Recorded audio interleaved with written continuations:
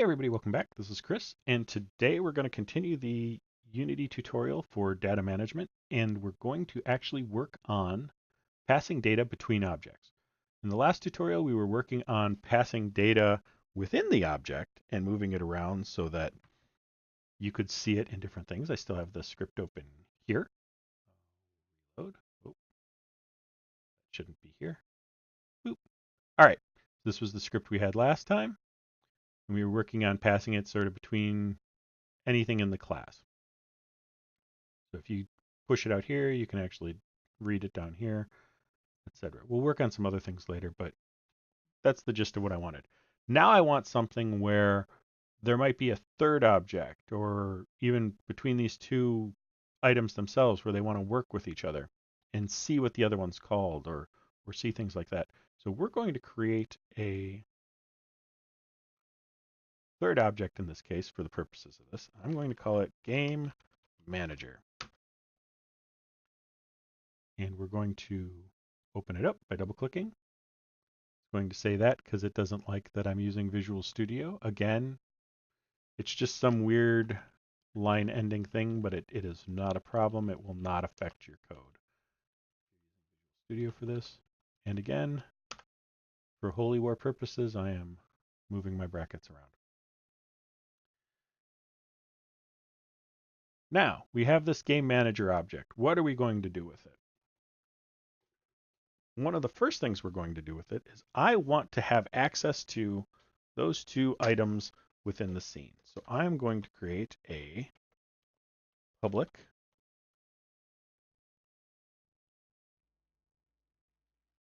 I'm going to create a public game object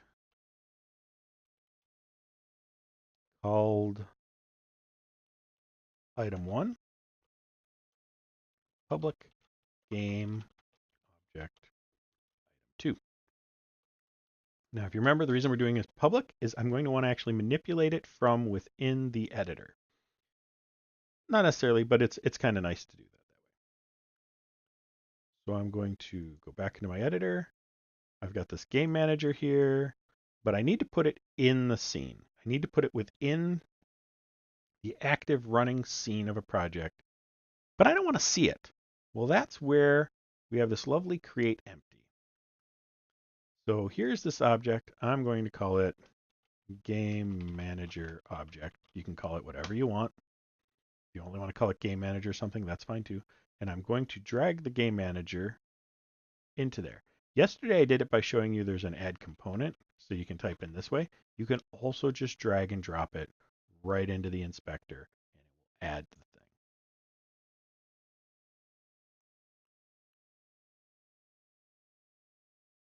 What I'm interested in is why is my game manager script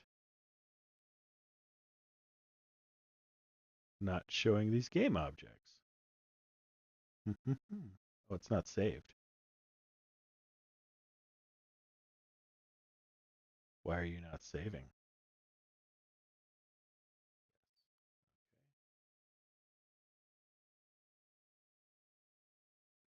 Open. Yes. Make sure it's all there. Fun thing about code is it sometimes acts weird. There they are. Fantastic. We have our two items. They are considered game objects. And that means I can do something like this. I can grab this item, throw it in there. I can grab this item and I can throw it in there. And I now have my two items as part of the game manager, and I will be able to see things from them. It will be a little trickier than that, but this is the gist of things. So now I'm going to come in here and I'm going to do item1 dot get child or get component player. No, I'm going to do item so that I'm telling it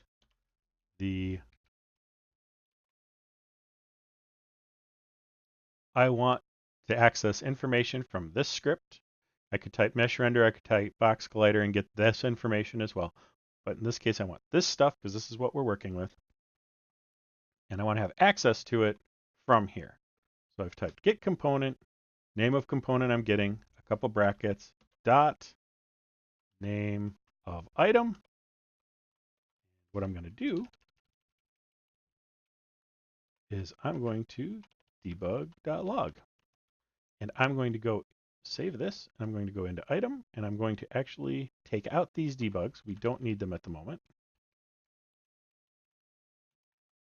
because I want to show that this object, oops, work without a semicolon. This object will display information from these other objects. So let's clear this out. There's nothing down here. I hit play, and it shows club. So we've just passed information from this object into the game manager. Well, that's nice, but it's required me to kind of go in here and pull something out. One of the things I like to do is I have my game manager or my player manager or something else like that. So if we were to have, say, if we wanted to create like a bunch of players, I might create an empty player manager. Oh, I've done that. Talk about that too in a second. Talk about foldering things in a second. Talk about player manager. Come back in my project. Create C# script player manager. And I want to talk about lists at some point, but what I'm going to do right now is do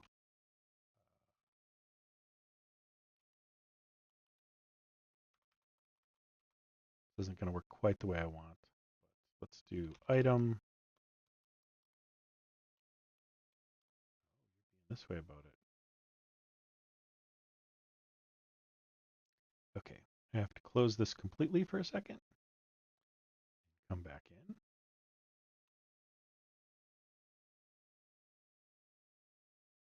Public item. Oh, really?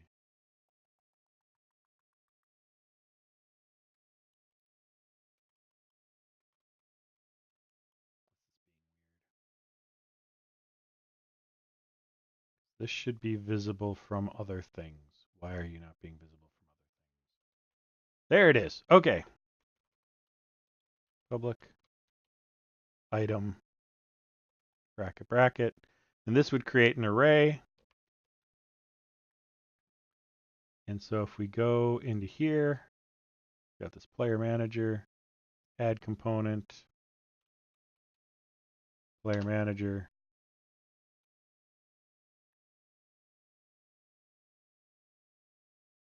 I'm not showing this. Why are you not liking that? What are you not liking? Oh, I bet I know what. This is great. So here is telling us we've got, oh, because I didn't name it, inventory.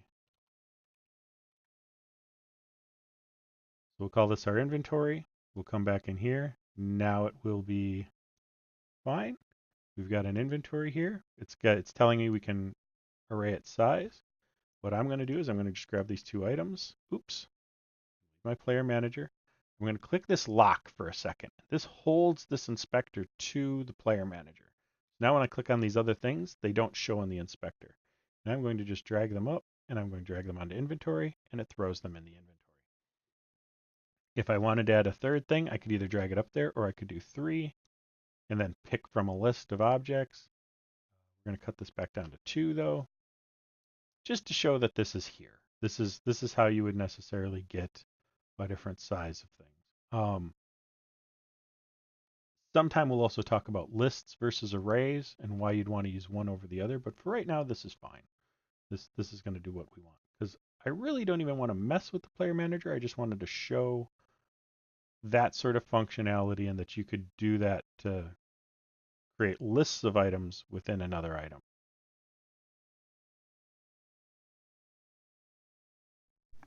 And by creating those lists of items, you can do things like, let's go into player manager, player manager. So you could get the item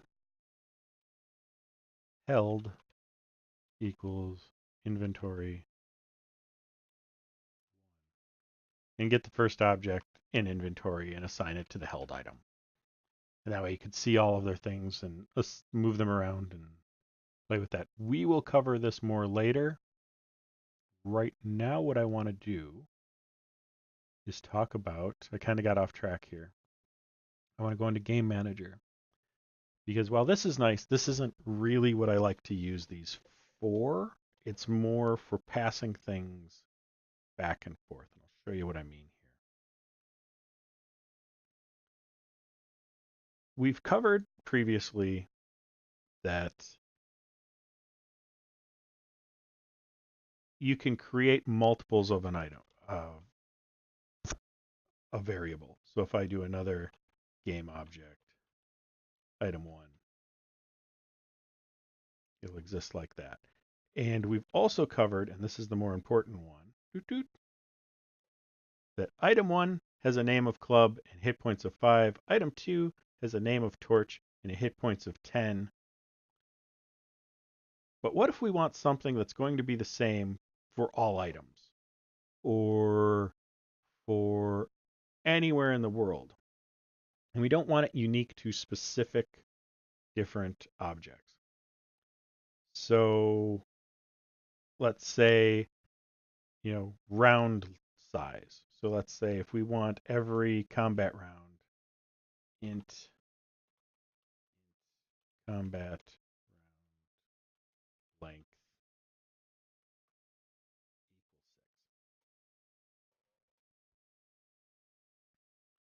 6. And we can do this where we do a public, and we've got combat round length equals 6.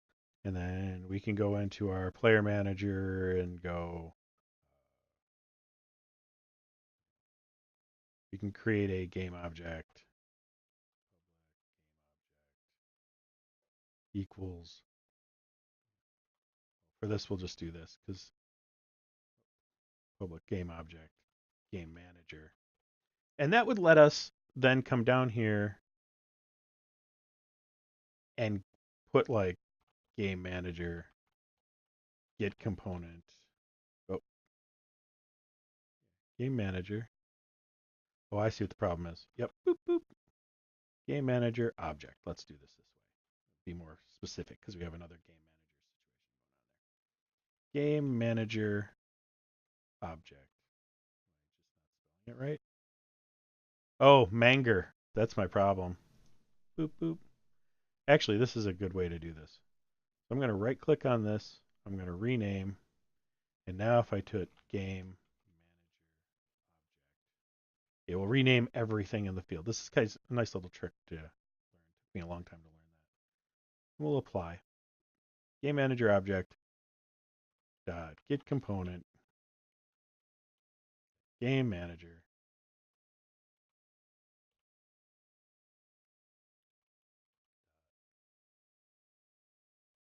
combat round length equals 5. We can do that. We can go through all that and do that every time and have every object point back to the game manager object and have their own link back to it. And that would work, but it's kind of tedious and I like to be lazy. So let's do this a different way. Let's go about doing something within the game manager where we're going to create static public int. And what static means is this variable exists regardless. It doesn't matter how many objects I put this on or whether I even put it in the scene.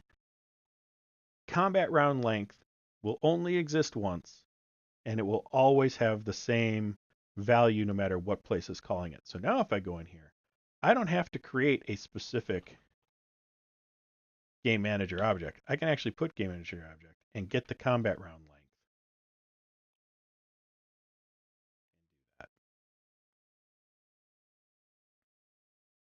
And so now if I go in here, debug, well, we'll have to do it after that, won't we? If I do it there, it won't have happened yet. Debug.log, game manager, combat round length, to string. because we need this to be a string. Save. And anything else doing debug.logs? Yep, let's turn this off for a second. Save. How about this? Nothing. All right, perfect. Save it one more time. Go back in. And we're going to hit play. Go to console, and you're going to see that it says 6. It's pulled it from the game manager without needing anything else. Now, this is absolutely, when I say it doesn't need to be in the scene, I mean it doesn't need to be in the scene. If we go in here and we create one more thing, create C# script, static data, that works for me. All. I'm going to get rid of these things because I never want it to be used in a scene. To that end, I'm even going to get rid of that. We don't need it because we're not going to use this as an object in the scene. So we're going to create public class static data, and we're going to put, let's say, int static public int number of monsters. And this will be the number of monsters that could possibly exist at any time within the game. And remember how I showed you before it wouldn't show up in one of these other things if it wasn't, the debug.log wouldn't happen if it wasn't in the scene doing something? What we're going to do here is we're going to start, we're going to go static data, monsters, and there it is, toString, debug.log this.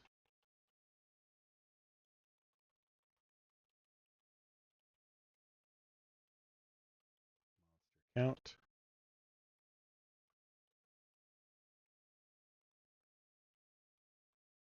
That, because that'll concatenate those two things together. Doot, save. Come back here, hit play, go into console.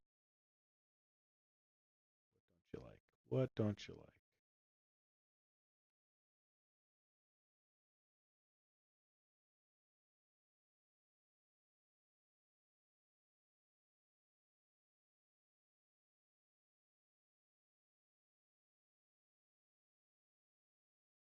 Oh, there it is. I just didn't hit play. Haha. Monster count equals 10. 6 is still from that other debug we have. And we're passing stuff back and forth between things on a script that's not even used within the function.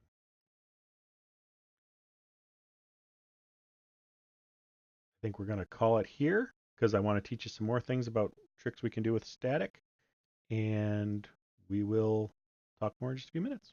All right, thanks.